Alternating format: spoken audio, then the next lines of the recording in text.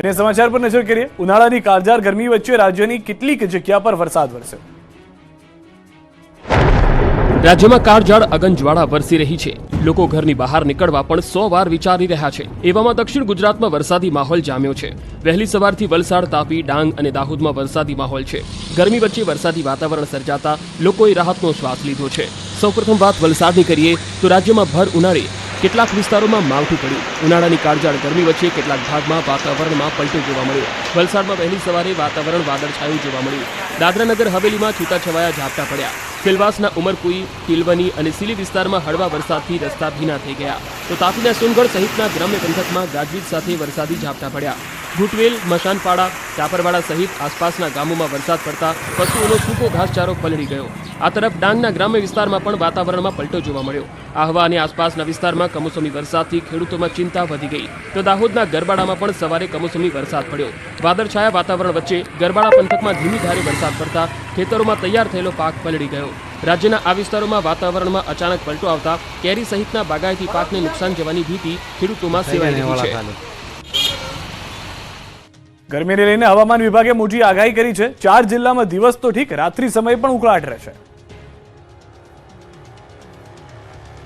ગરમીને લઈને સૌથી મોટી આગાહી કરવામાં આવી છે। રાજ્યના 4 જિલ્લામાં ગરમી હાહાકાર મચાવશે। જી હા, 4 જિલ્લામાં દિવસે તો ઠીક, રાત્રે પણ ઉકળાટ રહેશે।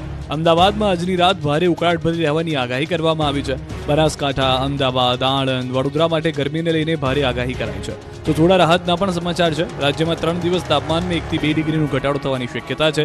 3 દિવસ બાદ ફરી ગુજરાતમાં ગરમીનો પારો ઉચકાશે। પાછલા 3 દિવસની ગરમીના કારણે 8 જિલ્લાનું તાપમાન 40 ડિગ્રીને પહોંચી ગયું હતું। તો 24 કલાકમાં સૌથી વધુ અમરેલીમાં 40.8 ડિગ્રી તાપમાન નોંધાયું છે। અમદાવાદમાં 40 ડિગ્રી, ગાંધીનગરમાં 39.6 ડિગ્રી તાપમાન રહ્યું। જ્યારે 24 કલાક સુધી ઉત્તર ગુજરાતમાં રાત્રિના સમયે પણ ભારે ઉકળાટ અને ગરમી જોવા મળશે। वार्म नाइट की वार्निंग दी गई है गुजरात रीजन के कुछ हिस्सों में, जिसमें मुख्य तौर पे बनासकांठा, अहमदाबाद, आनंद एंड बड़ोदरा जो है मुख्य तौर पे ये वो हिस्से हैं जहाँ पे वार्म नाइट्स होने की संभावना सबसे ज़्यादा। અમદાવાદ વાસીઓને ગરમીથી બચાવવા એએમસી અમલમાં મૂક્યો છે Ahmedabad heat action plan. March મહિનાના અંતમાં જ ગરમીનો આકરો મિજાજ જોવા મળી રહ્યો છે। ત્યારે અમદાવાદ મ્યુનિસિપલ કોર્પોરેશને શહેરીજનોને ગરમીથી બચવા હીટ એક્શન પ્લાન અમલમાં મૂક્યો છે। ગરમીમાં વધારો થવાના પગલે એએમસીએ લોકોને સાવધાન રહેવા અને ઇમરજન્સીની સ્થિતિમાં તાત્કાલિક ડોક્ટર અને 108નો સંપર્ક કરવા સૂચના આપી છે। એએમસી તમામ બગીચાઓ રાત્રિના 11 કલાક સુધી ખુલ્લા રાખશે। સાથે જ બગીચાઓ, એએમટીએસ ડેપો અને બીઆરટીએસ સ્ટેશન પર પીવાના પાણી, ઓઆરએસની વ્યવસ્થા કરાઈ છે। એએમસી અને સામાજિક સંસ્થાઓ શહેરમાં પાણીની પરબો શરૂ કરશે। આગામી સમયમાં મહત્તમ સંખ્યામાં પાણીની પરબો શરૂ કરાશે। સાથે જ શહેરના તમામ અર્બન હેલ્થ સેન્ટર અને ઓઆરએસ સેન્ટર શરૂ કરાયા છે। એએમસી સંચાલિત હોસ્પિટલ, કમ્યુનિટી હેલ્થ સેન્ટરમાં હીટ રિલેટેડ ઇલનેસના કેસ માટે અલાયદી વ્યવસ્થા શરૂ કરવામાં આવી છે। તો અમદાવાદ શહેર ટ્રાફિક પોલીસને પણ 50,000 ઓઆરએસના પેકેટ અપાયા છે। એએમસી તંત્રે લોકોને પણ વધુમાં વધુ પ્રમાણમાં પાણી પીવા અને લાંબો સમય તડકામાં ન રહેવાની સલાહ આપી છે।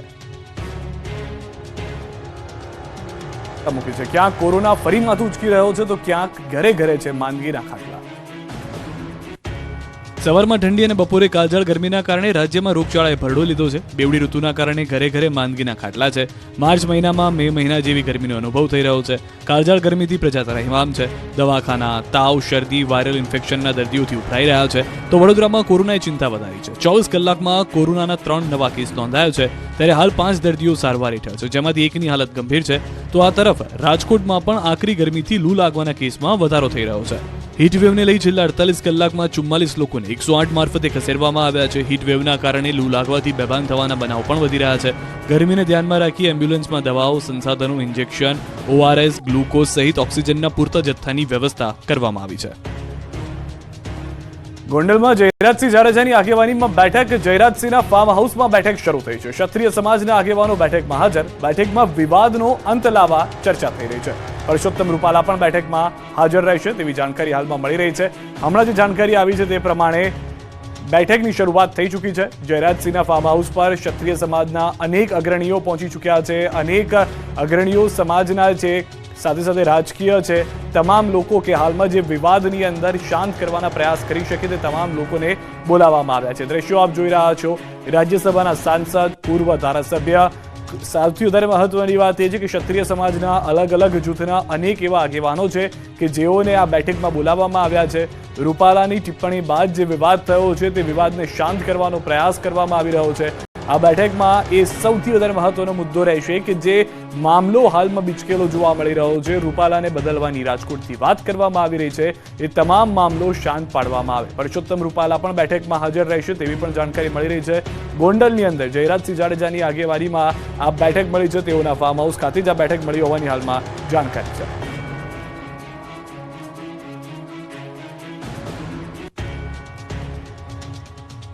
ભાજપના ફાયર બ્રાન્ડ નેતા પરસોત્તમ રૂપાલાની મુશ્કેલી વધી છે. ક્ષત્રિય સમાજ પર કરેલી ટિપ્પણી મામલે રૂપાલા સામે બદનક્ષીના દાવા માટે અરજી થઈ અને મહારાજાઓ નિમ્યા, એમણે રોટી બેટીના વ્યવહાર કર્યા, પણ મારા રૂખી સમાજે ન તો ધર્મ બદલ્યો ન તો વ્યવહાર કર્યો.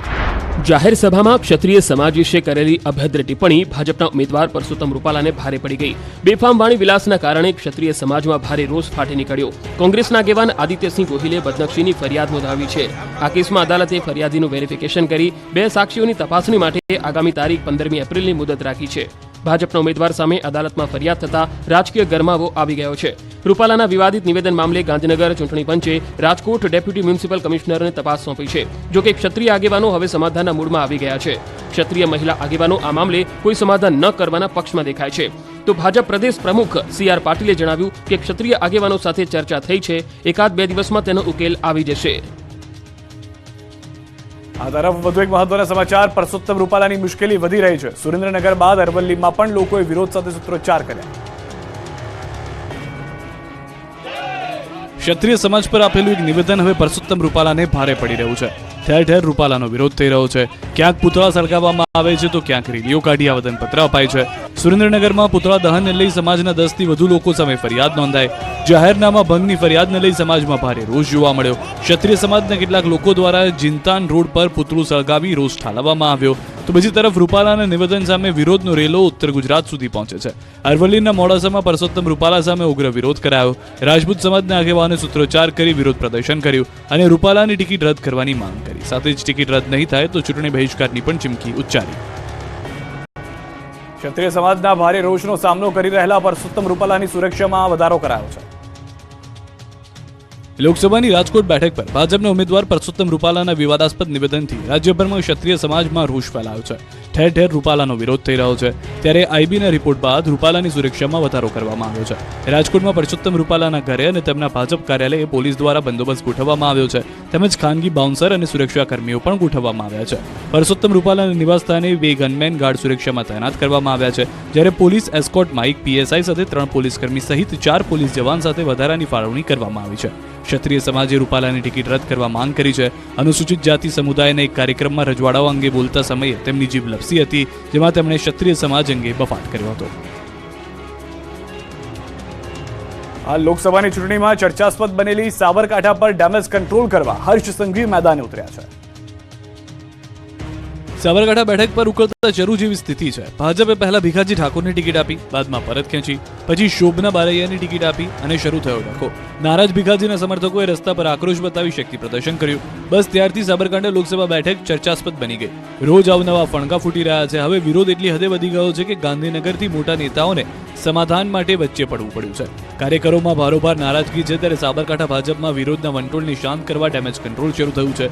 ગૃહ રાજ્યમંત્રી હર્ષ સંઘવી સાબરકાંઠાના હિંમતનગર પહોંચ્યા અને જિલ્લા પંચાયત પ્રમુખના ઘરે બંધ બારણે મહત્વની બેઠક કરી. બેઠકમાં અગાઉ જાહેર કરેલા ઉમેદવાર ભીખાજી ઠાકોર પણ હાજર હતા. મોટા આગેવાનો સાથે ગૃહ રાજ્યમંત્રી હર્ષ સંઘવીએ ચર્ચા કરી.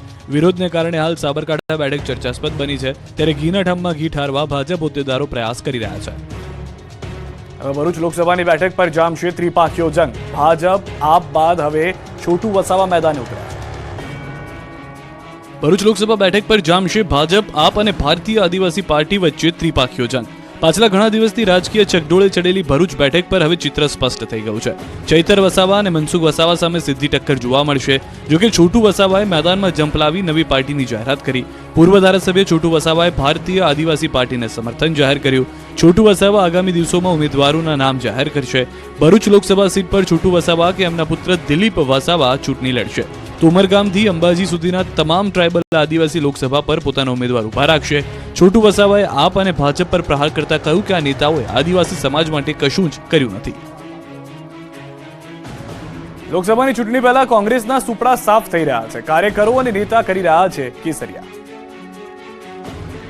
લોકસભાની ચૂંટણીને લઈ કુદાકૂદની રાજનીતિ તેજ છે તો ભાજપનો ભરતી મેળો પૂર બહારમાં છે. કોંગ્રેસનો હાથ છોડી કેસરીઓ કરવા પડાપડી થઈ રહી છે.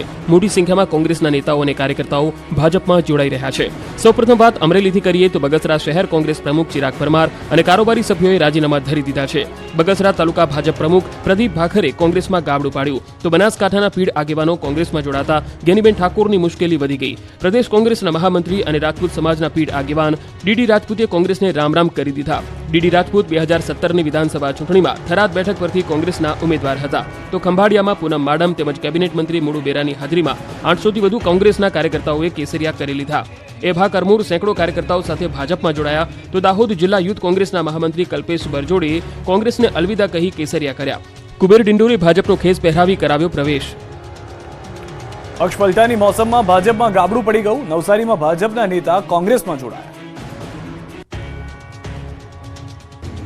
કોંગ્રેસને તોડવામાં ભાજપ ખુદ એના ભારે તૂટી ગયું. આજ ભાજપ એના ભારે તૂટી ગયું. કમલમની કાર્યાલયે આખા ગુજરાતમાં જ્યાં જોવો ત્યાં કકળાટ છે.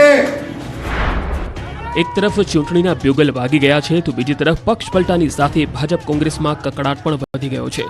કોંગ્રેસનો સાથ છોડી કેસરિયા થઈ રહ્યા છે તો નવસારીમાં જિલ્લા પંચાયતના સભ્યએ ભાજપનો સાથ છોડ્યો. કુકરી બેઠકના સભ્ય પ્રકાશ પટેલે કોંગ્રેસનો હાથ પકડ્યો છે. ગુરુવારે ભાજપે પ્રકાશ પટેલને પક્ષ વિરોધી વાણીવિલાસ કરવા કારણદર્શક નોટિસ આપી.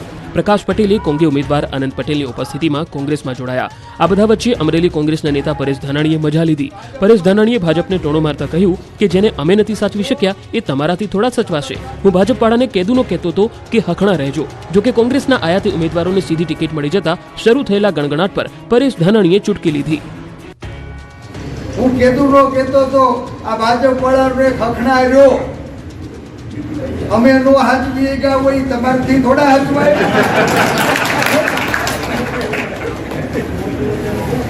સાંભળતા નહોતા લ્યો લેતા જાવ.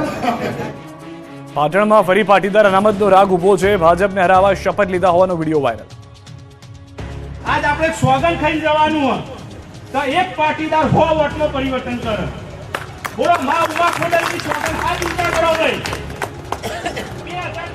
પાટણમાં પાટીદારોએ શક્તિ પ્રદર્શન કર્યું છે. પાટીદાર અનામત આંદોલનનો મુદ્દો ફરી એકવાર લોકસભા ચૂંટણી પહેલા ગુંજતો થયો છે.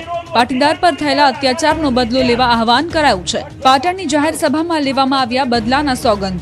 સોશિયલ મીડિયા પર આ વિડીયો વાયરલ થયો છે જેમાં સ્પષ્ટ જોઈ શકાય છે કે જાહેર સભામાં પાટીદારોએ કોંગ્રેસને મત આપવા સોગંદ લીધા છે. પાટીદારોએ સદારામ, માઉમિયા તેમજ ખોડલમાંના લીધા સોગંદ. પાટીદાર અનામત આંદોલનનો બદલો લેવા માટે જાહેર સભામાં સોગંદ લેવામાં આવ્યા જેમાં મંચ પરથી એવું કહેવામાં આવ્યું છે કે આ એ જ ભાજપ છે જેના લીધે પાટીદાર યુવાનો શહીદ થયા છે છતાં ભાજપે કોઈ વચનો પૂરા નથી કર્યા.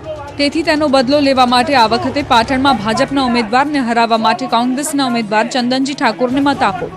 સોશિયલ મીડિયામાં પાટીદાર સમાજનો વિડીયો વાયરલ થઈ રહ્યો છે. જો કે ચૂંટણી પંચ આ અંગે હવે શું પગલાં લે છે તે પણ જોવું રહ્યું. કારણ કે આદર્શ આચાર સંહિતાની વચ્ચે આ પ્રકારની રાજનીતિ, આ પ્રકારની ભાષણબાજી, આ પ્રકારનો વાણીવિલાસ અને ઉશ્કેરણીજનક બાબતો જે ચૂંટણી પ્રક્રિયાને સીધી અસર પહોંચાડી શકે છે તેના પર શું પગલાં લેવાશે તે જોવું રહ્યું.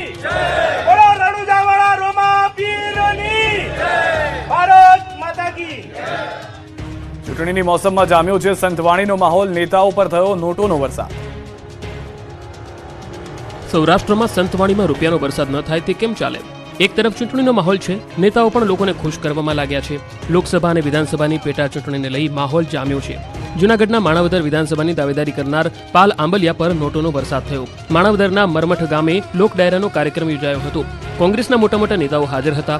દેવાયત ખવડના લોક ડાયરામાં લોકોએ પાલ આંબલિયા પર નોટોનો વરસાદ કરી પોતાનો પ્રેમ છલકાવ્યો.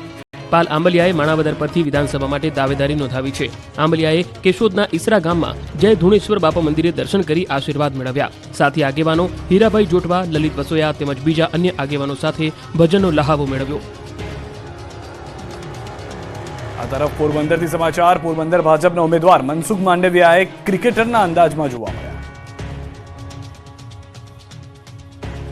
લોકસભા ચૂંટણીના પડઘમ વાગી ચૂક્યા છે. નેતાઓ પોતપોતાના વિસ્તારમાં પ્રચારમાં લાગી ગયા છે. ત્યારે પોરબંદર બેઠકથી ભાજપના ઉમેદવાર મનસુખ માંડવિયાનો અનોખો અંદાજ જોવા મળ્યો. મોર્નિંગ વોક માટે નીકળેલા કેન્દ્રીય મંત્રી મનસુખ માંડવિયાએ બીચ પર ક્રિકેટ રમી રહેલા યુવાનોને સરપ્રાઇઝ આપી. માંડવિયાએ તેમની સાથે પોતે પણ ક્રિકેટનો આનંદ લીધો. માંડવિયાએ બીચ પર યુવાનો સાથે ક્રિકેટ રમી ચોગ્ગા છગ્ગા લગાવ્યા. બેટિંગ, બોલિંગ અને ફિલ્ડિંગ ત્રણેયની મજા લીધી. યુવાનોનું કહેવું કે આગામી સાંસદ ખેલ મહોત્સવ માટે તેમને અડધી ટીમ અહીં જ મળી ગઈ છે. મનસુખ માંડવિયાને અચાનક આ રીતે પોતાની સાથે ક્રિકેટ રમતા જોઈ